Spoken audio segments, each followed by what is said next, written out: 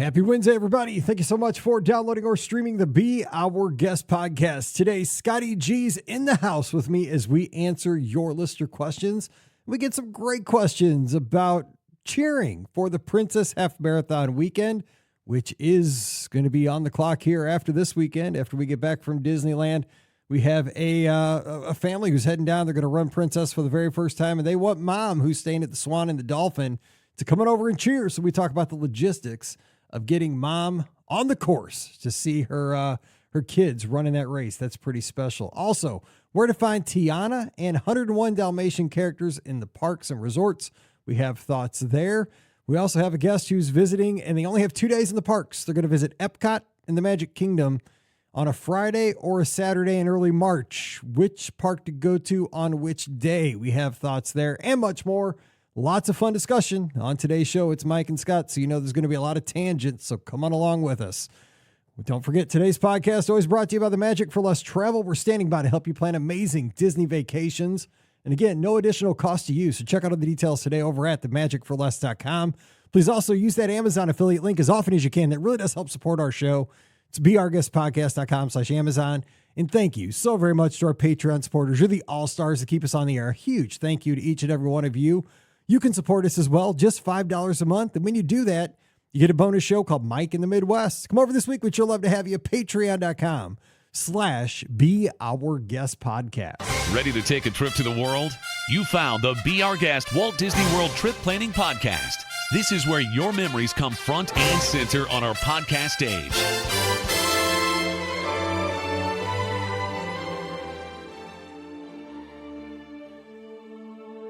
Welcome to episode 2837 of the Be Our Guest Walt Disney World Trip Planning Podcast. I'm your host, Mike Rallman from beourguestpodcast.com and one of the senior agents over at the Magic for Less Travel. Happy Wednesday to you.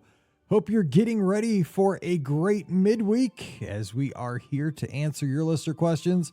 You got a little Mike and Scott show today, and we're going to come back again on Friday. So a little back-to-back. It's a twofer here to wrap up your week. We're having a good time. But of course, first, we got to tackle those listener questions. We love this. We can talk some cruise line. We can talk some Disneyland. We can talk some Walt Disney World. Speaking of Disneyland, that's where I'm headed today. So make sure you're following me on the socials, especially on Instagram at BeOurGuestMike. I'm taking off this morning about 10:30 here from St. Louis, heading out west. Tell you what, I love posting pictures of our beautiful country from the sky. Traveling west, there's nothing more beautiful than the Rocky Mountains from about 35,000 feet. Get out there. I'm staying again at the Hojo. So, and I'll be, just checking out the park today, just getting there in enough time that I can do the whole virtual check-in stuff for the expo. Yes, they have me. runDisney's got me right where they want me. So I'll be having fun today. So make sure you follow me there. And of course, the place to follow anytime there's a Disney trip going on, which is always, is our Discord server. So come on over. It's free for everybody. beourguestpodcast.com/clubhouse. And, just check out that channel live from the Disney destinations. It's always awesome. If you're missing the Disney parks, that's where you need to be. But speaking of somebody else who's headed to Disneyland, sailing on the Disney Wonder very, very soon, going to be following right behind me. It's your friend of mine from Must See Adventures, Scotty G. Scott, happy Wednesday. What's up? Happy Wednesday, Mike. I was going to say, Disneyland, this is a big week for a lot of our Be Our Guest podcast listeners. Not as many go out west as, we just had the big marathon weekend, but I know there's a good group heading out west this week. So good luck to all of you. And then we got the expo coming up. That 5K is a lot of fun because I believe, if my memory serves me right, that one starts in Disneyland Park, which is pretty darn cool. But I know this is a listener question show, so I'm going to start off with the first question though, Mike. What are you looking forward to doing today at Disneyland Park? Give me an attraction that you really are looking forward to at Disneyland. Oh my gosh. That's a great question, actually. There's something about arrival at Disneyland, right? There's just something about, I think and this is so cliche, but it's walking down Main Street of Disneyland. It's just being there.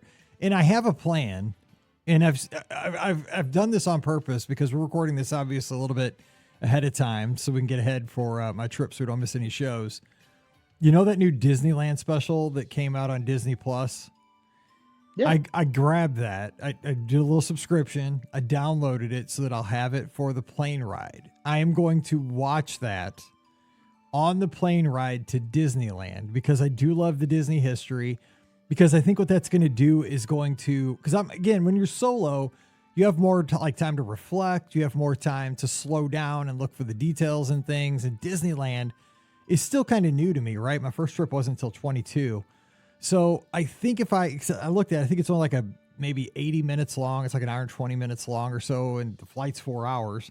So I'm going to take that, put it on my iPad, watch it on the flight out there, and then reflect. Like if I take a spin on the Mark Twain, or, if I'm riding in the canoe boats or what have you, is I'm walking around Disneyland, kind of think back on, wow, this was an orange grove, and it took a man and, people that had to really think outside the box to bring this place to life 70 years ago. I think that's kind of my plan for this trip. I'm loving that. Maybe do some window shopping, or window looking, exploring, looking at the names.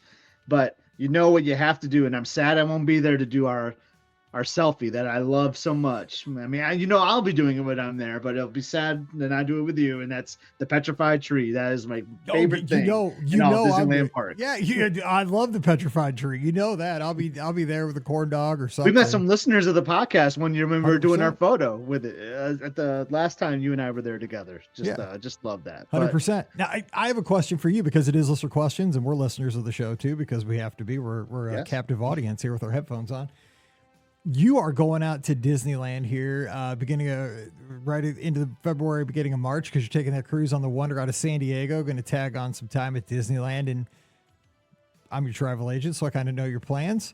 So let me ask you this: you're staying Good Neighbor this time, and there's so many good choices when it comes to Good Neighbor hotels, right? You picked Tropicana this time. And you do a lot of research. So I was going to ask you this earlier, but I thought, no, I'm waiting until the podcast because I want to have this on the air and talk about it. I'm always curious as to the why. What made you land on the Trop rather than, I know you've stayed at the Fairfield. I know that I stay at the Hojo a lot lately, but there's so many good hotels. There's Castle Inn and Suites. There's all kinds of places. Why the Tropicana? What made the needle land there for you?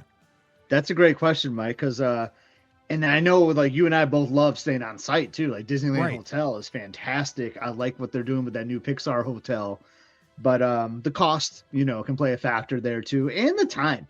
Like, we're only doing like 2 days, so we're gonna maximize our time in the parks. So when we have a trip like that, like, I'm probably not gonna want to spend that much money on a Disneyland hotel because we're gonna be in the parks a lot. So yeah, so the Good Neighbor Hotel choice on the Tropicana. So great question.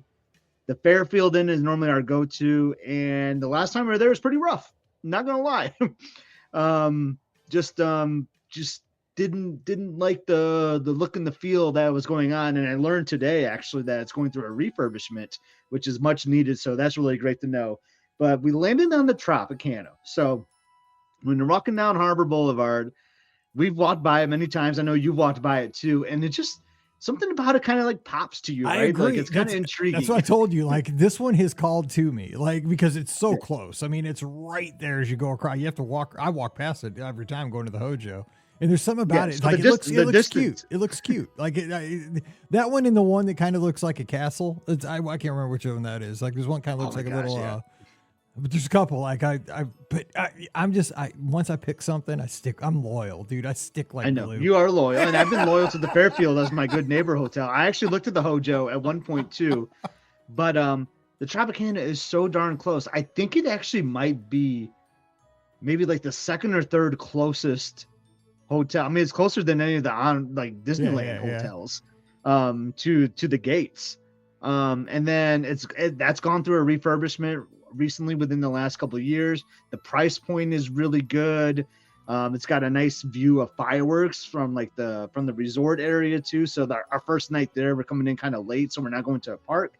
So I feel like maybe we'll catch some fireworks from the hotel. So we just kind of took all these factors in from location, cost, savings of money, which would be cost obviously, but yeah, and just the intrigue because we've seen that hotel so many times walking on Harbor Boulevard. We kind of bundled that all together, and it's like, you know what, we're going with the Tropicana. I've heard some reviews on it.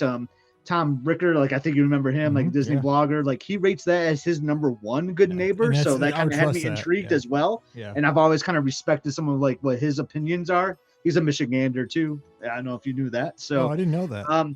So I'm just like bundling all this information together. I was like, Liz, I think this is the one. And she's like, and it was kind of funny. We were independently researching this on our own. And that's where she like was suggesting too. Nice. So it was just meant to be, Mike. So excited to stay there. And I know you've been intrigued by it. So I can't wait to share my notes with you. And maybe that's where we'll both be staying on our next Disneyland trip together, because you and I have to go out there together. 100%, dude. It's happening very, very soon. And I'm glad, because this whole thing, when I saw you were booking that, I'm like, dude, I'm so glad you are, because I want to hear your thoughts on this. I want to talk about it on the show, but I want to hear about that, because if I do go away from Hojo, that is the one. Because I was like, I almost did it on this trip. But I had a really, the problem is I got like the best room last year. Now, will I get that same room this year? Probably not. And that'll probably sway me away from maybe the Hojo, but I had the perfect room last year. And I requested that same, place. That same like area. Yeah. But so we'll see. But I'm excited for you. So let me ask you that one last question, and then we'll get on to the listener questions, as we're almost ready. Yeah, I'm a listener. So yeah, I know you are from way back. So what do you look forward to? Because you guys have a 2-day ticket. So now, like I'm there for 5 days by myself, man. I got plenty of time to do everything and eat it all, and it's going to be wild. You got 2 days. So what's your plan of attack? You can still do Disneyland in 2 days. You could do it all in 2 days, but I mean, you're going to have to hustle. But I mean, what's your strategy for like 2 days rather than say when we were out there for like 4 or 5 days in 22? What are you thinking? Yeah, you really have to kind of tackle it a little differently. It's going to be more like probably like staying in the park all day, which is not our style, but being at the Tropicana makes it a little easier for those midday breaks, because we're a lot closer, part of the strategy of staying there.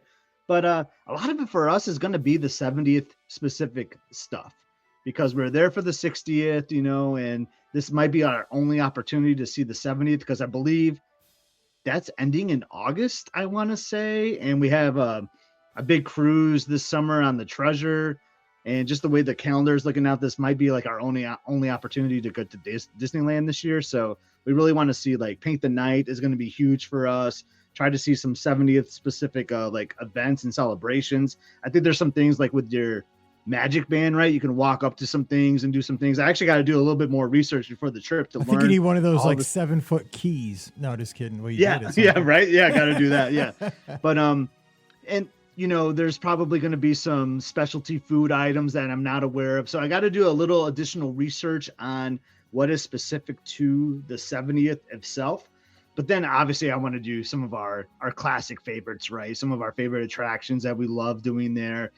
Radiator Springs, like that is one of our favorite lands. Hit up Fantasyland. I often say that Disneyland, Fantasyland is my all-time favorite land. There's just something about there first thing in the morning. You just feel like a little kid again, just running through attraction to attraction in there, just having the best time, wearing ourselves out before the cruise. Because we often say, like, if you're going to do like a cruise and a land trip, it's sometimes better to do the land part first, wear yourself out, and then relax on the cruise. So that's the strategy right there.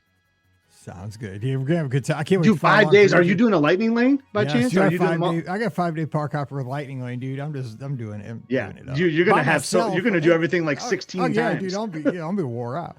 All right, real quick. Shout out to listener Paul, who's tuned in right now from Liberty High School, where my Francis Hall Vikings basketball team is taking on the Liberty Eagles, and he says, "Wait." Okay. Oh, he's a Vikings fan. I was gonna have to, okay, where your Vikings are. Okay, good. He's on the good side. Okay, I read that wrong. That's right. HOWELL.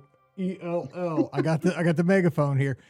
For the record, I sat behind the Liberty coach 2 nights ago as he scouted our team. I was watching him write everything down because I was up in the corner of the gym.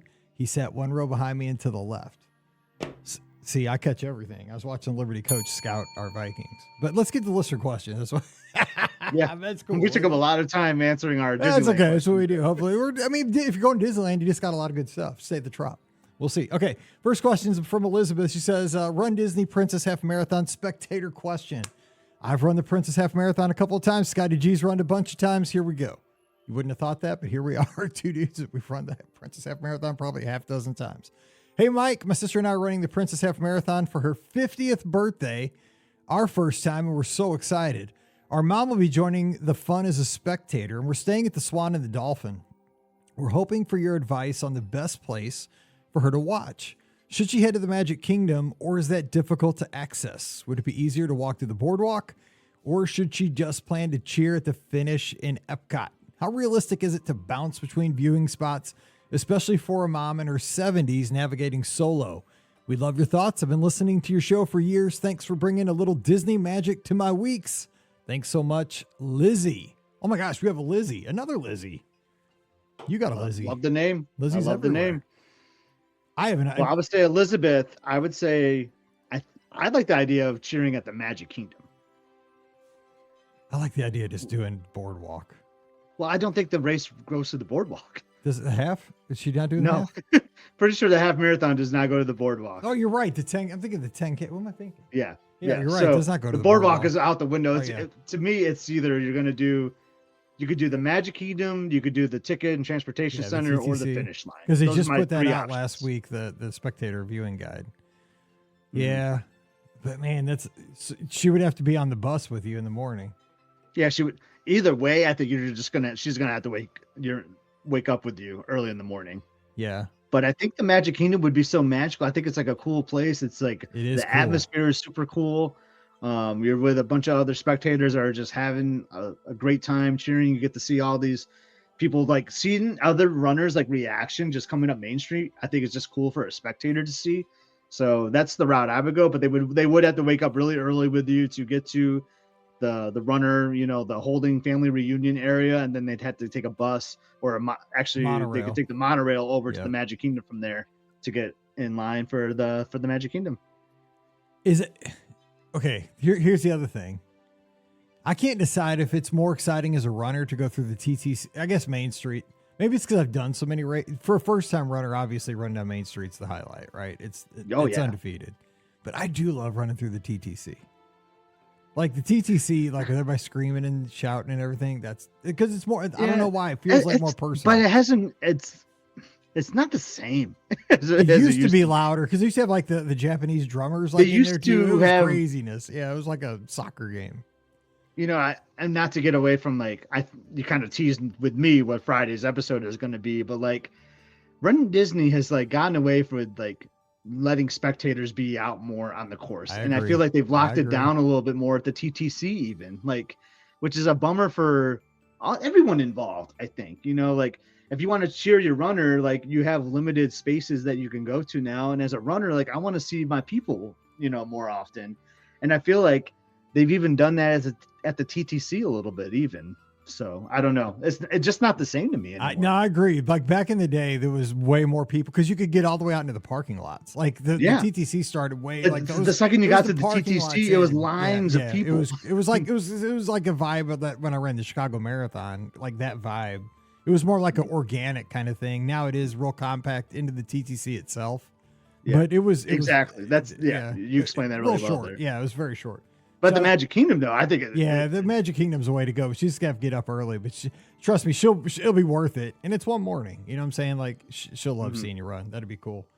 But yeah, that would be my pick, Lizzie. Would be to go Magic Kingdom, and then your mom could still come back to the finish line. After you clear out the Magic Heck Kingdom, yeah.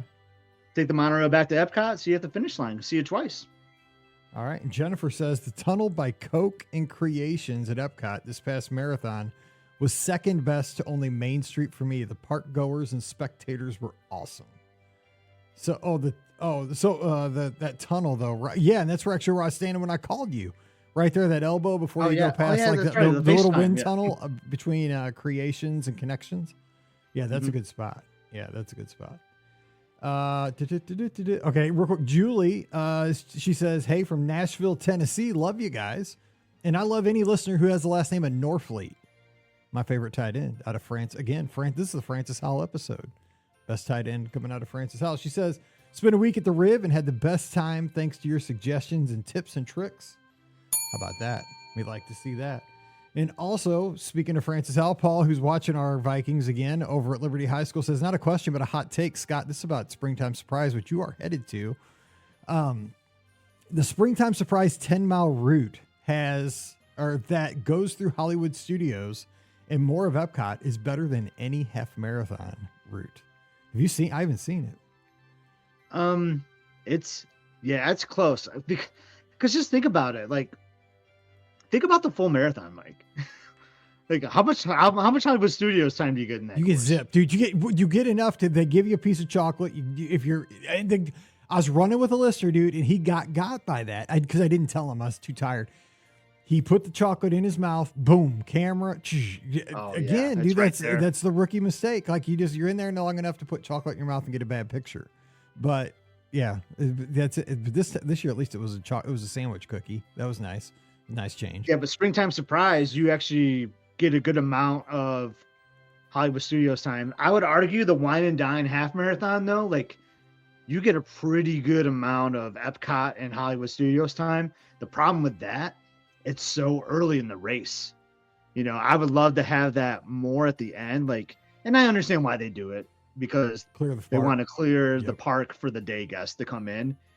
But dang, how cool would it be, Mike, to like run the open roads first and then end with like running through Galaxy's Edge with like, because we're talking about the TTC with like day guests, like who have a mix of like people that knew what was happening with people like in Star Wars outfits that have no idea there was a race going on, you know, like that was the best when you went through Hollywood Studios. You would see people like having no idea that there was a race going on. And I love that. Like as a runner, that was the best just kind of thing. like casually clapping, like not knowing what was going on. That was the best. And again, speaking from a runner's point of view, which you and I always see the races from this perspective, that is like the coolest thing is when you're on the course, because you don't get this ever any time in life, is that when you're on the course and you see people that are just shocked to see, oh my gosh, there's a race going on right now in a theme park.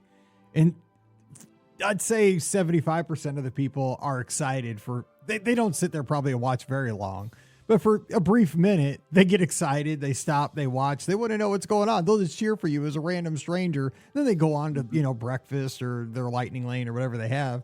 But I think it's like that draws energy for the runners. And I think the guests even get a little bump. Now, of course, 25% are probably fired up because they got to go through all the herding to get from point A to point B. But some I don't know. I think logistical overall, issues for them. Yeah. I don't know. I think but again, we're looking at it from a runner's point of view. It's fun. But yeah, I think Paul's kind of onto something. I think the 10K course, the 10-mile course is pretty good when you think about percentages, right? The percentage of park time that you get for that race is pretty good for that course. Yeah, I'm all for just different courses as much as possible, right? I think the biggest challenge for a lot of people is when you go from marathon weekend to Princess, is that you're running the same course exactly for the half and the half.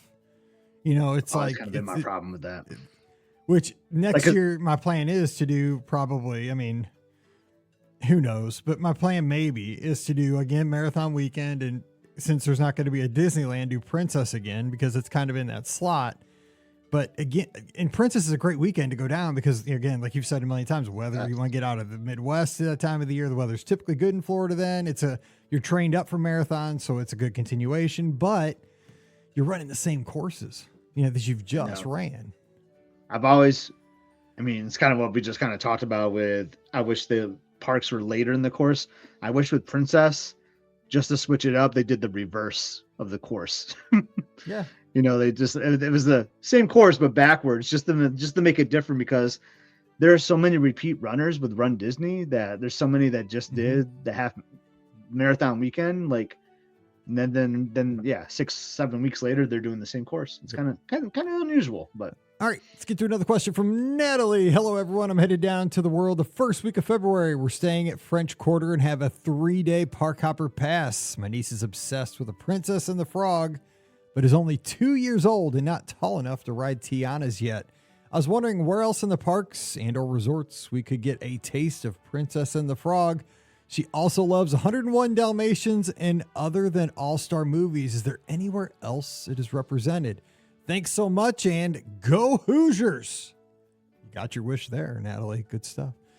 So good. Okay, so what? You're a big fan, Tiana. So I'm trying to think, man. So Tiana And 101 Dalmatians. That's my favorite movie. I know you love that stuff. So you're more of a movies guy than I am. I'm trying to think because she nailed it though. Like the All-Star Movies has the 101 Dalmatians. So another place for 101 Dalmatians that I recently discovered. It's on a must-see adventure episode actually, and this would actually surprise you a little bit.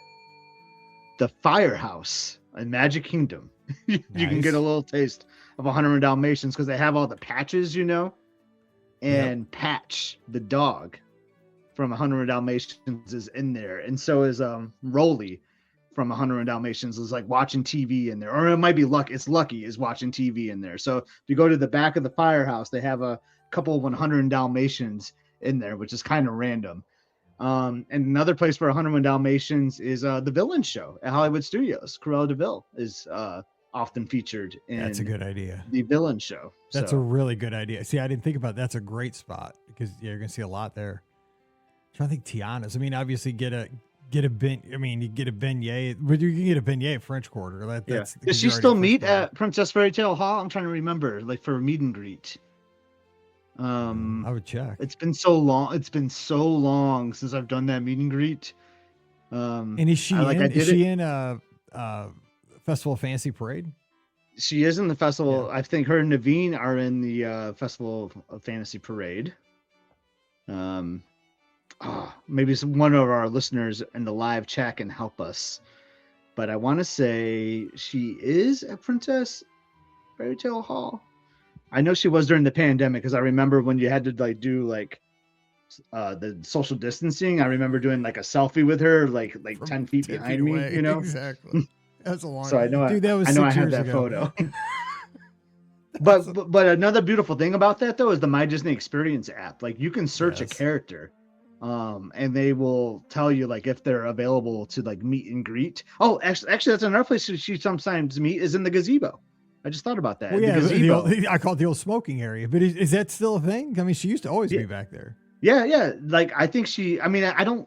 That's the thing. I think the schedule is kind of inconsistent sometimes, but I would say just search like the guide like on the My Disney Experience, or I think they still make the paper ones, right? I haven't grabbed one of those in a while, but they have like the times guide when you walk into the park and just see like if Princess Tiana is meeting, but sometimes she will be at the gazebo back there, kind of like in Liberty Square area. So there are a couple opportunities to see her at Magic Kingdom. Oh, Lauren says yes, she is there. Boom. Perfect. Thank you, Lauren. Perfect. And by the way, Jennifer's in the know here from out in the Westplex here in St. Charles County. She says a Run Disney race influencer, we don't know who, predicting springtime surprise in 2027 is going to go back to being Star Wars themed for the 50th anniversary of the movie. Now that would be good because I remember running it back in the day when it was always Star Wars. I have all the great shirts. Oh my gosh. And she says, and this is true because I was just at French Quarter, dude, there's so much Tiana stuff in the Jackson Square store. It's all Princess and the Frog stuff. So bring your credit card. So there's a great opportunities to get your 101 Dalmatians and Princess and the Frog. Oh, even at 2 years old. Veronica says, yes, you can still meet her. And there's a 25-minute wait at the moment, but this is going to be a long time from now. So the wait might not be 25 minutes when you're listening. But it might be 15. It could be less, but it could be more. We don't know, but it is right now. The beauty of a podcast, like it could be 9 a.m. the park just opening. Depends on when you listen. Exactly. That's the good news. You could be listening 17 years from now. Who knows? People are like, Tiana, she might not be there then. Exactly. That's a funny thing, man. Will the gazebo still be there? Dude, we started this podcast before. I don't even know if Princess and the Frog was a movie. It wasn't. It was not a movie. Was it a movie in 2008? It was not. No, I think 2000. It was Emily's like first movie. I think it was either 2008 or 2009. Did Tangled come out first? No, Princess and the Frog was first. I think it was 2008 or 9. Okay, so right about the same time. I'm just saying. You know what? There's this little thing called the internet that might be able to saying, yeah, be like, but do it like Pam or Ricky, so we have like some comments. On the keyboard. 2009. Yeah, see, so when we started the show, it wasn't even a Princess and the Frog movie. There you go. Yep. All right, another question. It says slightly urgent. So you're on the show. I'm headed to Disney World in mid-March with my husband, my parents, my sister, my brother-in-law, and my 2-year-old nephew. All right. Hope you have a big car. It'll be the first trip for all of us as a family, and I'm so excited.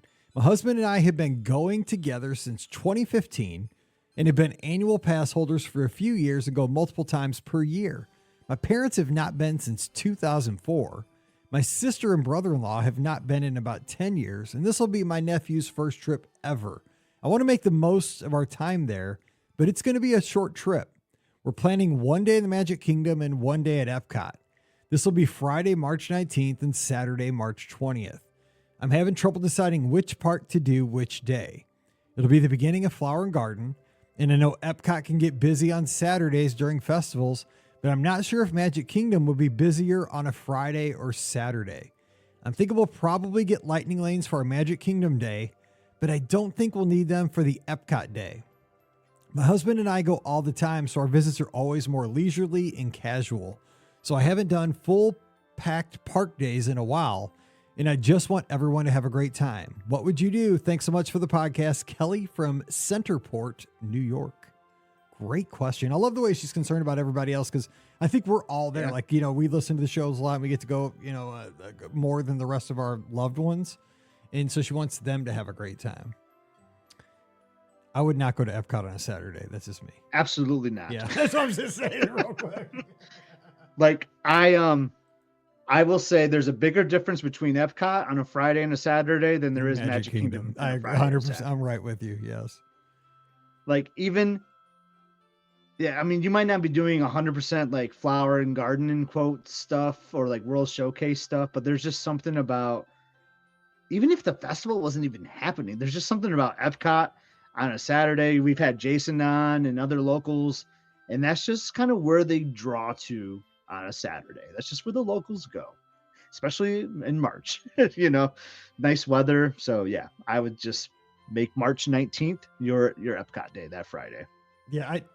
I just feel like Magic Kingdom tends to be more steady 7 days a week. I don't think it fluctuates as much, but Epcot tends to be the place where locals go, and locals go more on Fridays, Saturdays.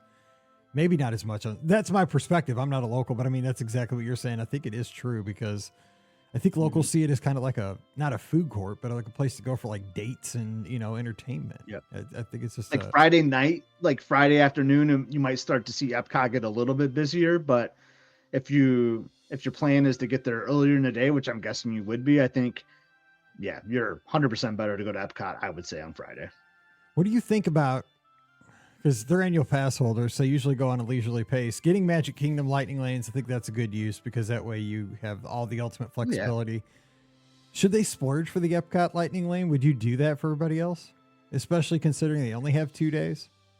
It's tough because there's not much to do. I mean, I don't know, because like you're using them on like Journey into Imagination and Spaceship Earth, things like that, like, which normally don't have like ridiculously long lines. So you might be better off saving that money and putting it towards a nice meal, would kind of be what I would rather do. I've done it. I've done a lightning lane at Epcot, but I feel like you can find better use of it. I will say though, it is spring break time around then, so it could be a little bit busier. So you might find some value, especially if it's your nephew's first time going. Everyone else hasn't been since like 2004, 10 years, things like that. So maybe there's some good use there. So it's a tough situation. I don't know. Yeah. You're right. I mean, obviously, Magic Kingdom, you get more bang for your buck with a bigger group. So Epcot, you're probably, because there's a lot of stuff you could do, without it, especially other than but you can get like, but it's nice though. You can get like Remy, like Ratatouille is part of that, which is kind of nice. But since they've gone to a single rider, I feel like the wait time has gone down a little bit on that. Frozen Ever After, it could be a good use there too. So it depends. You might find some good use with the lightning lane, but it's just, you got to figure out the cost. Like, would you rather use that to save maybe a couple of hours here and there, or put it towards like a nicer meal somewhere in World Showcase? True. And Vern and Jason, who again live in Celebration, go all the time. They say they both agree Epcot Friday, Magic Kingdom Saturday with lightning lane, you're set. And they go all the time. So that's good advice. You'll appreciate this. This isn't a question, but it was feedback, and it's from listener Kevin. He said, I got this a couple days ago about that show that we did, the 2-minute Imagineering with Billy Bean, the Billy Bean show. He said, "You had me messed up. I looked at my podcast queue and saw Billy Bean. Having been a longtime listener and baseball enthusiast, I quickly thought that the premises of the episode, thought I had the premises of the episode, and boy, was I wrong. I thought it was going to be finding the value and entertainment of overlooked or lowly rated things at Walt Disney World. You know, a twist on the standard topics, undervalued restaurants, rides, offerings. I was even thinking of things in the spirit of the OG Billy Bean. Thanks, Kay." I love that's that. our That's Billy funny. Bean. This is our Billy Bean. I'll tell There's you some what. analytics, Walt Disney World analytics. And you know what? When I put that out there, I knew somebody was gonna jump to that conclusion. I did that on purpose. But we love and I'll tell you what, we got such great feedback from Billy's show. We love Billy. Billy's, if you could, you're never, I'm just telling you, because we've got to meet Billy, and you're never going to meet a nicer guy from up in Northern Illinois. He'd do anything for anybody. If you're ever in the clubhouse, you know this, you see this all the time. And that show was just a hoot and a half. And I mean, we've had so much fun with it since. You, me, and Pam were like, we just felt the pressure, man. Like those were really like thought out questions, and we had to come up with those on the spot. No, and his answers just destroyed ours. Oh my gosh. Okay, Amy's got a question over here on Facebook. What are your opinions on Yachtsman Steakhouse? We're AP holders from Maryland. We're trying different dining options. Thank you. Listen to you guys all week. Thanks, Amy. Appreciate you. You know what? I've never eaten at Yachtsman. I was supposed to go one time on Pam's bill, and I didn't feel well that night and had to skip out. Dang. Kills me. You been? It is absolutely wonderful. I love Yachtsman Steakhouse. It's awesome. I was there last it was on Thanksgiving Day, actually. And my wife got turkey. She did the turkey, and it was the best Thanksgiving turkey I think I've seen. We've been to Walt Disney World a lot on Thanksgiving. It was the best Thanksgiving restaurant turkey I've seen at Walt Disney World. So that tells you something there too, but their steaks are unbelievable. One thing about there too, is that their service is like top notch, and we've been going there since 2011. Our first trip, we went to Yachtsman, and that trip, that last time we went there in 2024, 2025, whatever it was, we were seeing the same servers that were there. Like, they are dedicated, and our server was had been there like, I don't know, like 37 years, I think she said, and she's like 5th or 6th in seniority. Like, those people, like, once you get to Yachtsman, like, you don't leave Yachtsman. So they know the menu. They are top service, and the menu is outstanding. It's just an incredible place that I highly recommend. I think there is going to be a refurbishment coming soon. I think I read somewhere too. So obviously, if you're going for a reservation, it wouldn't be available. So if you see availability, take it. But I do know there is going to be a refurb coming there soon. And Jennifer says she's been there multiple times for work, and she loves it. The service is excellent. And I'll say with my guests, because I always ask my guests when they come back, highlights of the trip, so forth. And Yachtsman, I mean, just always is up there. I mean, I just don't hear anything bad about it. Like you say, it's just the serving teams, just there's no turnover there, and it's consistently high. The service is what I always hear in the steaks, where it's like, and I hear the bread is really good. People always talk about the bread. Oh, it's those pull apart rolls. Yes, people always talk. Yeah. I mean, it's like, because like I'm drawn to Texas Roadhouse for the rolls, right? And that's what I always hear about. I'm sure it's not the same thing, but I hear like the bread is really good there. And I just have a funny Yachtsman story, if you don't mind, if I quick share. But go. So the first time we went there, Emily was 3 years old, and the kids meal came with this like Mickey puzzle. So it was like this little like white chocolate puzzle, and it came with this like edible paint. And it came with like Mickey colors. So like Emily painted it or whatever, and it looked sloppy and gross because she was like 3 years old or whatever. And it was kind of cute. And the last time we went, so that she would have been 3, so she would have been like 17 years old. So like 14 years later or whatever. And we were in the same room, like the same table from that first time we went. And I was like talking to the server, telling her the story about, I showed her the photo actually. I was like, oh my God, this is kind of funny. Like, she had this Mickey puzzle. Do you guys still do that puzzle? She's like, that's a Yachtsman staple. I can't imagine that we would ever get rid of that Mickey puzzle. And then sure enough, as she gave us the bill or whatever, she brought out a Mickey puzzle Oh, no like for way. Emily to do, which I thought was like really cute. So we got to do like a little side-by-side photo with the Mickey puzzle or whatever. So that's what I mean. Like their service is just awesome at Yachtsman. And obviously the steaks are really good too. So they put those two together. You got an awesome restaurant. And Amy says, thank you. Ooh, bread. Let's go. There you go. Yes. I am. Oh, bread. All right. Last question of the day is from Karen. She says, upcoming trip. Hey, Mike and BOGP crew.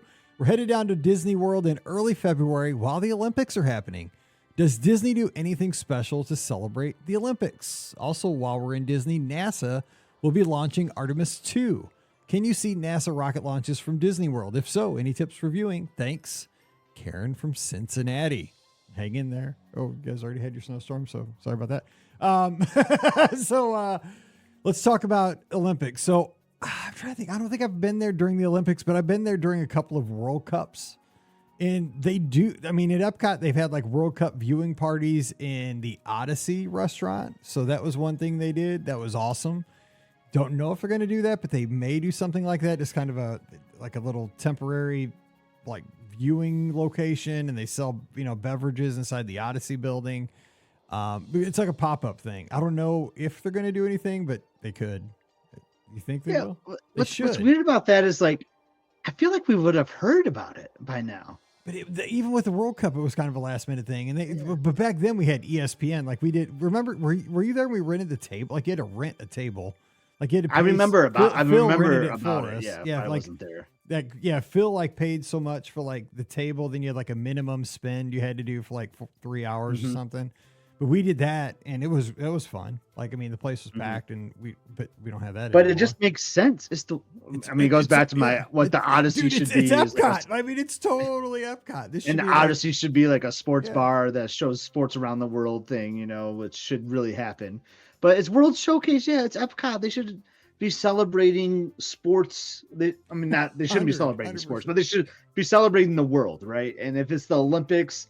At that time, they should be showcasing it somewhere. It's the World Showcase, but I doubt if they're going to be doing something though. But you can catch the Olympics, I'm sure, like in Disney Springs, like some of the bigger bars, like Splitsville and City Works, things like that. Good call. And over at Universal, because it is an NBC property. That's true. It is an NBC property. That's a good point. It is an NBC property. So that is true. Yeah, that might be why it's not featured at ABC Park. It's the competitor. Exactly.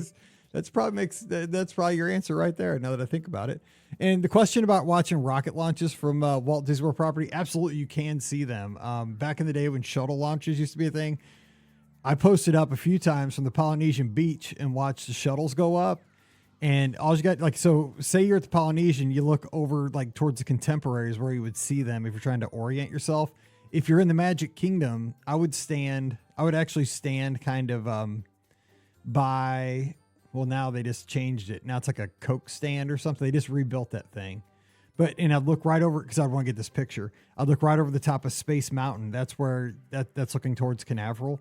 And you'd see the rocket go up from there, the space shuttle. Over Space Mountain. Yeah, and I get the picture over Space Mountain that way. I want to be like on the top of Astro Orbiter. Like I go up the elevator. I don't want to ride. Can I just hang out here, Yes. So you can see them. Obviously, you just have to look east. But just look to the east and you'll be able to see them. But yeah, you can totally. I've only seen one once, and it was when I was driving to the airport. It's like I was like following it, like in the car. It's the coolest thing ever. They're so cool. I mean, I've seen them from over, on the Space Coast too. But I mean, it catches your eye because now they happen a lot more often nowadays. So you get more chance. All right, so. That is it for listener questions. We need more, though. We need lots more. So send them into Mike at beourguestpodcast.com. Become internet famous for at least 5.2 seconds, and we'd really appreciate you. So don't forget, today's podcast always brought to you by the Magic for Less Travel. We'd love to help you plan your next Disney adventure for no additional cost to you. Check out all the details today over at themagicforless.com. Please also use our Amazon affiliate link. It's beourguestpodcast.com/Amazon. Click through there. Takes you right back to the site and supports our show with every purchase. Thanks so much for that. And finally, thanks to everybody who supports our show on Patreon. It really does help us out. It keeps us on the air. It's just $5 a month. And when you do that, you get a bonus show called Mike in the Midwest. If you haven't, come on over this week. We'd sure love to have you. Patreon.com/BeOurGuestPodcast. Again, follow me this week. I'm out at Disneyland on Instagram at BeOurGuestMike. I'll also be updating to x.com, Be Our Guest Mike there as well, and on Threads. And also, I'm going to be posting to our Facebook page. So if you don't follow us on Facebook, please do that. Just go to Be Our Guest Podcast and just follow along there. We'll be having updates there as well. And just like I said, join us in the Discord server. That's where the conversation happens all the time. That is at beourguestpodcast.com/clubhouse. So that's where you follow us there. No live show this Sunday night because I'll be still having a good time Sunday night, probably eating an ice cream from Gibson Girl. That's the plan about the time. Or those cookies. Oh, or the cookies. Both. Or both. Doing it all. Hopefully watching fireworks. Who knows? But Scotty G, I know where he'll be. He'll be either editing or publishing a new episode of Must See Adventures, because I'm telling you what, you come over to the clubhouse, there's a Must See Adventures channel, and the audience demands it. There's sick kids that are growing up. Like my generation grew up with Bob Barker when they were ill. The next generation is growing up with Scott Gardner and Emily. And Emily's like an internet sensation when kids are ill. It's amazing. Scott, what's happening on the channel? That cracked me up. Like you and I grew up sick days watching Bob Barker, and now there's a sweet girl, I think in New Jersey, watching me and Emily and Liz. that is so sweet. But yeah, it's our summer trip because it's cold, Mike. Yes. And what do I do when it's cold? I dream of 4th of July vacations, right? So it's our next series is last summer. We're hanging out at the boardwalk. Just shared an episode of 4th of July fireworks on July 3rd, right? Because that makes sense, So it's a fun day at Hollywood Studios where we end at Narcoossee's at the Grand Floridian, catching those 4th of July fireworks. It's a fun episode. And then we're going to soon have our 4th of July episode, That's always fun. I don't remember last year at a Le Cellier reservation. Did we end up at Le Cellier? Watch the episode, find out, and like and subscribe. See it fired up, Scotty G. No, I wasn't fired up. It's just I try not to get too upset. I mean, that's the beauty of our channel. Like we are as real as possible. You guys know me. Like I'm on the podcast. Like I'm just a goofball, and I try to keep it as real as possible. But will I get mad on the channel? We will find out soon. That's your thumbnail. Oh, yeah, an angry thumbnail. That would actually draw attention. It would totally. That's what they say. I don't know. I'm not a YouTuber. I don't want to do that though. I don't want to make a crazy like AI angry Scott thumbnail. Exactly. I can't sell out like that. That's why we have a YouTube channel. I mean, we got youtube.com/beourguestpodcast. There's like 7 views for our videos because we're audio. We just do this so we can see. And you are a very successful audio. There are people. I mean, Run Mike D watch. He's always ahead because he watches the videos. He's commenting on stuff that hadn't been published. He's on the Discord already talking about the future episodes. I'm like, what are you talking about? That show's not even out yet. What are you doing? He's gonna be way ahead now. Anyway, all right. So we'll be back again on Friday. We got a new concept that I took again from the Discord. You didn't talk about the Discord though. I did. Go check out the Discord. Did you? Check it out a third time. beourguestpodcast.com/clubhouse or beourguestpodcast.com/discord. It's fun. You need to be there. All right, so for Scott, I'm Mike. We'll see you on Friday. Stay safe, stay healthy, and we'll see you real soon. You've been listening to the Be Our Guest Walt Disney World Trip Planning Podcast. If you have questions, comments, or would like to be a guest on the show, please visit our website at beourguestpodcast.com. Thanks for listening, and we'll see you real soon.